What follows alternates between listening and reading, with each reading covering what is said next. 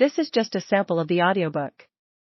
To get the complete audiobook, access the link posted in the first comment. Detonation of its atomic power over Japan in 1945 to the current war on terror. Do we not all live in the shadow of this superpower?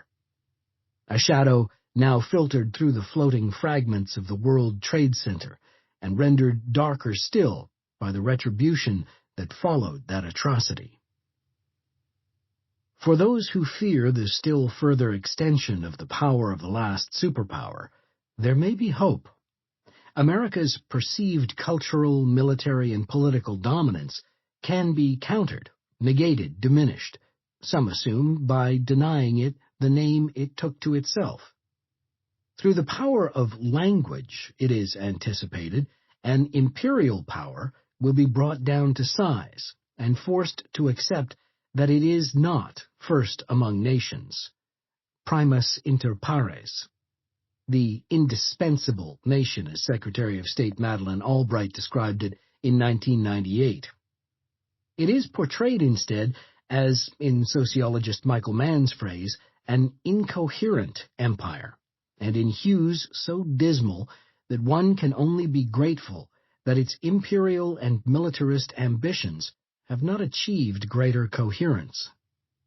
For others, the very lack of coherence and concomitant absence of a strong imperial impulse is a problem both for America and for a world in need of what historian Niall Ferguson perceives as a liberal empire, a new colossus, driven as much by conscience as by commerce to effect global stability and security.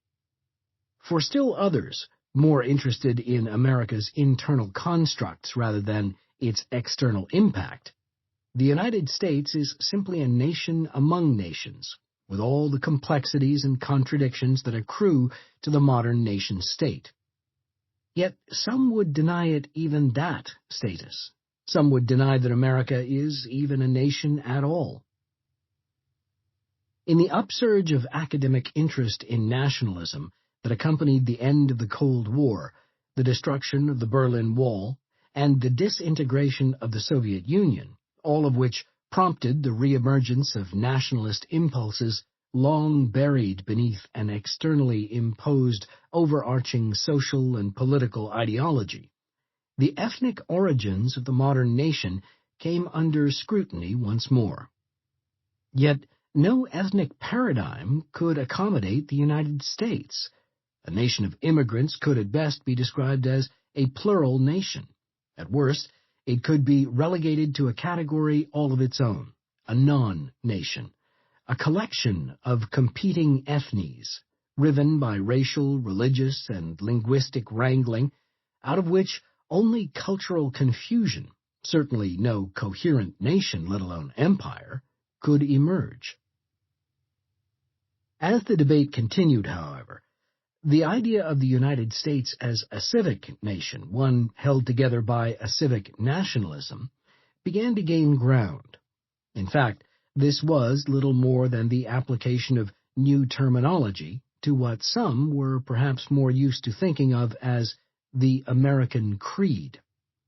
Although the debate recognized that from the outset, natives and non-whites, women and non-Protestant religions were often relegated to the margins of an American identity predicated on an exclusive white ethnic core, nevertheless the emphasis turned increasingly to focus on its inclusive civic ideal. This ideal was predicated on the Declaration of Independence, the nation's founding document, its mission statement, its rejection of old world values, the beginning of a new world republic. That new world republic today comprises more than 300 million people. It is the third largest nation on Earth, both in terms of population and geography. Only China and India have much larger populations. Only Canada and Russia are physically bigger. America's geographic and oceanic coverage, at 9,826,675 square kilometers, 9,161,966 on land, is still twice that of the European Union, bordered to the